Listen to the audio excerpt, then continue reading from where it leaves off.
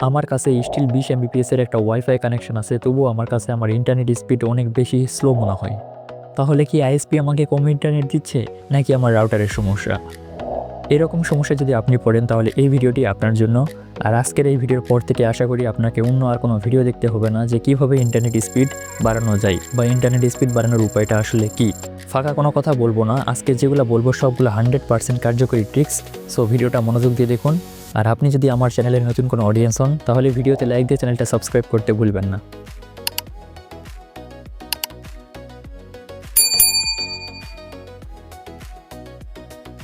আপনার wifi internet speed সবচেয়ে বাড়ানোর কার্যকরী উপায়টা হচ্ছে রাউটার রিপ্লেসমেন্ট।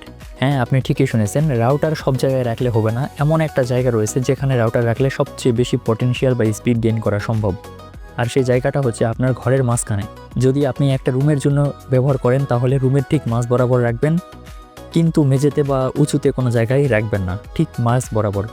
এখন একইভাবে যদি আপনি একটা বাড়ির জন্য ব্যবহার করেন তাহলে ঠিক বাড়ির যেখানে মিডিল পয়েন্ট বা মধ্যস্থান ঠিক সেখানে রাউটারটি স্থাপন করবেন। এতে হয় কি, পুরা সিগন্যালটা সব দিকে সমানভাবে ছড়িয়ে যেতে পারে। আর রাউটার ইউজ করার সময় অবশ্যই একটা বিষয় খেয়াল রাখবেন যে আপনি কোন ফ্রিকোয়েন্সিতে কানেক্টেড রয়েছেন। দেখেন, একটা রাউটারে দুইটা ফ্রিকোয়েন্সি থাকে, একটা হচ্ছে 2.4 গিগাহার্টজ আর একটা হচ্ছে 5 গিগাহার্টজ। যদি আপনি 2.4 গিগাহার্টজে কানেক্টেড থাকেন তাহলে আপনার ইন্টারনেট অনেক বেশি স্টেবল হবে এবং অনেক দূর পর্যন্ত সেই স্টেবলটা থাকবে।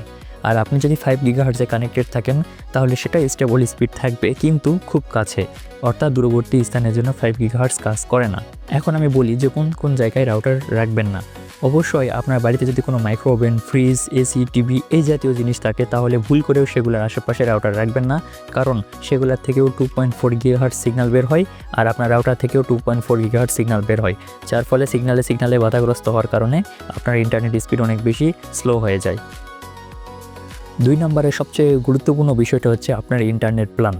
দেখেন, আপনি যদি মনে করেন যে আমি কম ইন্টারনেট নিয়ে বেশি ইন্টারনেট ইউজ করতে চাই বা বেশি স্পিড পেতে চাই, তাহলে আপনি বোকার রাজ্যে বসবাস করতেছেন।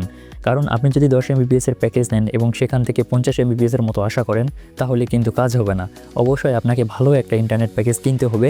সেটা নির্ভর করবে যে আপনি বা আপনার বাসা বাড়িতে কতজন লোক সেই ইন্টারনেটটা ব্যবহার করবে। যেমন 2 থেকে 3 জন হলে 10 এমবিপিএস এবং তার বেশি হলে 20 এমবিপিএস, অর্থাৎ আপনার প্রয়োজন অনুযায়ী আপনাকে ইন্টারনেট প্ল্যান কিনতে হবে। 3 নম্বরের সবচেয়ে গুরুত্বপূর্ণ বিষয়টা হচ্ছে যে আপনি কোন ধরনের রাউটার ব্যবহার করেন। আপনি রাউটার কেনার সময় অবশ্যই ভালো ব্র্যান্ড ইউজ করেন বা ভালো ব্র্যান্ডের রাউটার ব্যবহার করেন বা কিনতে চান, কিন্তু সমস্যা হচ্ছে আপনি সেটা খেয়াল করেন না যে সিঙ্গেল ব্যান্ড নাকি ডুয়াল ব্যান্ড। অবশ্যই সবসময় এই যুগে এসে ডুয়াল ব্যান্ড রাউটার ছাড়া আপনি কিনবেন না, যেটার থেকে 2.4 গিগাহার্টজ এবং 5 গিগাহার্টজ দুইটা ফ্রিকোয়েন্সি বের হতে পারে। আর আপনার বাজেট যদি বেশি ভালো হয় তাহলে অবশ্যই চেষ্টা করবেন একটা গিগাবিট রাউটার কেনার জন্য, কারণ সেগুলো আসলে অনেক বেশি ফাস্ট। 4 নম্বরে যে জিনিসটার কথা বলবো, অনেকেই হয়তো ভাবেন যেটা আসলে কার্যকরী না।